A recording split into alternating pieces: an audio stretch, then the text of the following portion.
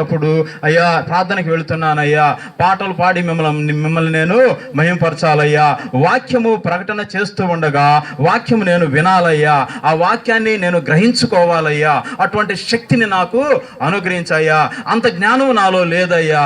ఈ వాక్యాన్ని నేను అర్థం చేసుకోవాలంటే, అది నా హృదయంలో ఇమిడిపోవాలంటే, అది నా నరనరాల్లో కలిసిపోవాలంటే, నా నరనరాల్లో జీర్ణించుకుపోవాలంటే, నా రక్తములో అది పొంగి పొరలాలంటే నా వలన కాదయ్యా, అంత జ్ఞానము లేదయ్యా, నాకు అంత శక్తి లేదయ్యా, నీ శక్తిని నాకు అనుగ్రహించయ్యా అని దేవా నీ కార్యాన్ని నేను చూడాలయ్యా, నువ్వు నాతో మాట్లాడయ్యాలయ్యా అని మందిరానికి వచ్చే ముందు దేవుని దగ్గర ప్రార్థన చేసుకొని రావాలి. వచ్చిన తర్వాత పాటలు పాడి దేవుని నామాన్ని మహింపరచాలి.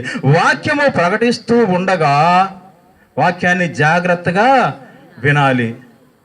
ఆ వ్యక్తిలాగా మన శంఖం ఊదే వ్యక్తిలాగా మనము ఉండకూడదు. మరి ఇప్పుడు చెప్పండి, పోయినటువంటి పునరుత్థాన దినం రోజు ఒక స్త్రీ గురించి చెప్పుకున్నాం. ఆమె ఎన్ని సంవత్సరాల నుంచి ఆమెకున్నటువంటి వ్యాధిని బట్టి బాధపడుతుంది? ఏ వ్యాధిని బట్టి బాధపడుతుంది?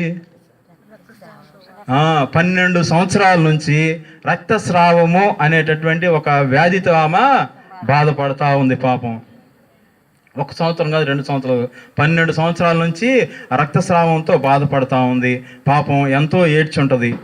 పడుకొని ఏడ్చుంటుంది, కూర్చొని ఏడ్చుంటుంది, పడుకొని ఏడ్చుంటుంది, కూర్చొని ఏడ్చుంటుంది, అనేక రకాలుగా బాధపడి ఉంటుంది.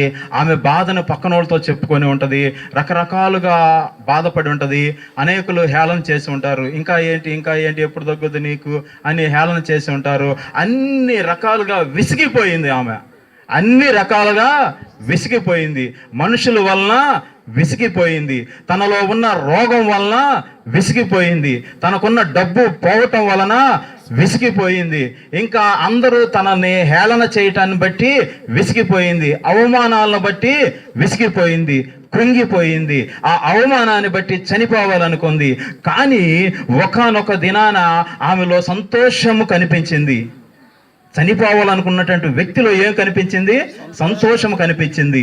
చనిపోవాలనుకున్నటువంటి వ్యక్తిలో ఏమి కనిపించింది? ఆనందం కనిపించింది.